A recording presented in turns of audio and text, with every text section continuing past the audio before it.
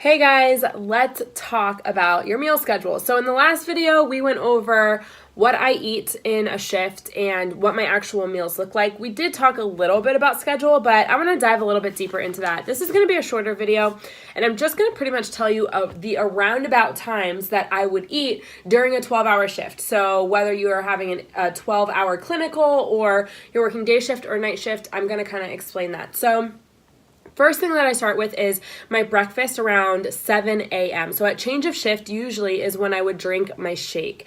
That's usually my breakfast. If you need recommendations for shakes, do not hesitate to reach out to me or comment below and I can give you, I can send you a message and we can talk about that. But let's say your breakfast is toast and eggs or whatever your breakfast is. I usually try to eat it at change of shift while I'm getting a report or drink it.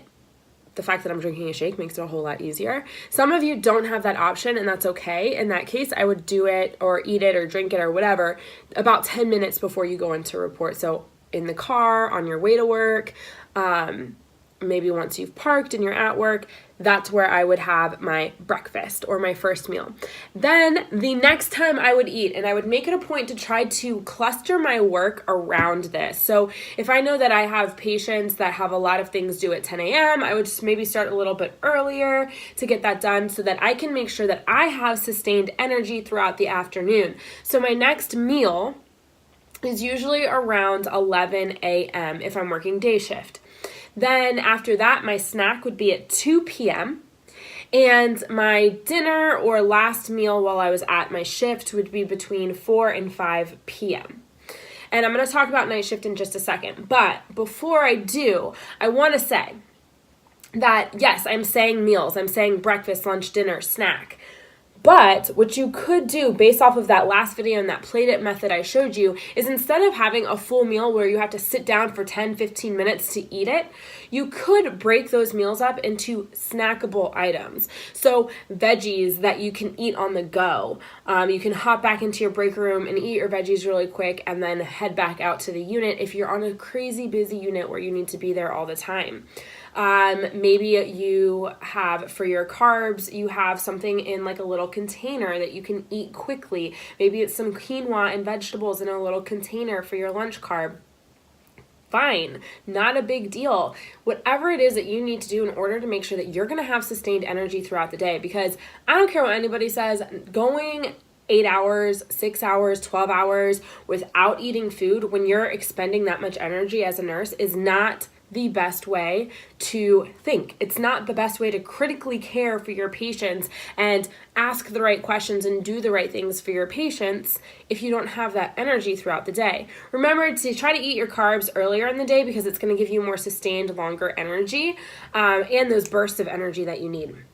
Carbs and veggies. So those snacks, I don't want you to think, oh, snacks like chips and pretzels and things like that. No, you want snacks that aren't just going to bring you up and bring you right back down. You want snacks that are going to help you sustain that energy again. So more veggies with healthy carbs like fruit or quinoa or things that are going to give you more energy over more time. Eat those earlier in your day, and towards the end of your shift, avoid all carbs. If you can, have more veggies, have more things that are like healthy fats, like avocado or whatever, maybe a salad with avocado on it for that 5 p.m. or 4 p.m. snack or dinner time. Some people are like, okay, well, I eat dinner when I get home, and that's fine. You can eat dinner when you get home from day shift, but just know that that very last meal should have the least amount of carbohydrates on it because you really don't need that energy before you go to sleep. Now, for night shift, I literally take that same exact schedule and I flip it around. So at 7 p.m., I have my shake. At 11 p.m., I have my first meal. At 2 a.m., I have a snack. And at 4 a.m., I have my dinner. And then I don't eat again until I wake up. And that works the best for me. Now, you can fudge those times a little bit. So like instead of having it at 4 a.m., you can have it at 6 a.m.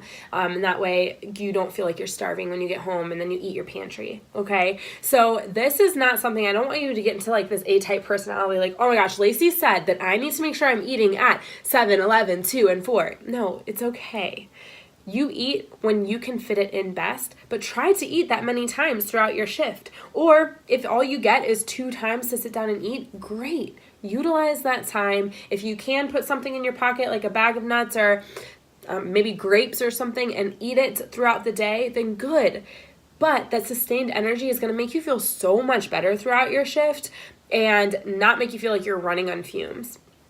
Another huge tip is to drink your water before you eat. So before you sit down to eat anything, drink at least 16 ounces of water and really force yourself to do that, because I guarantee that most of you are not drinking all the water that you need to throughout your day.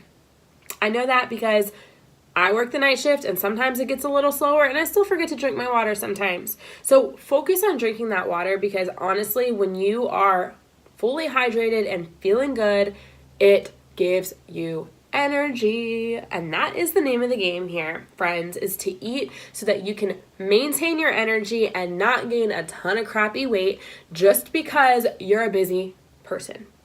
All right, guys, I hope this was helpful. Let me know if you do something similar or if you do something different. I would love to hear in the comments below. Bye.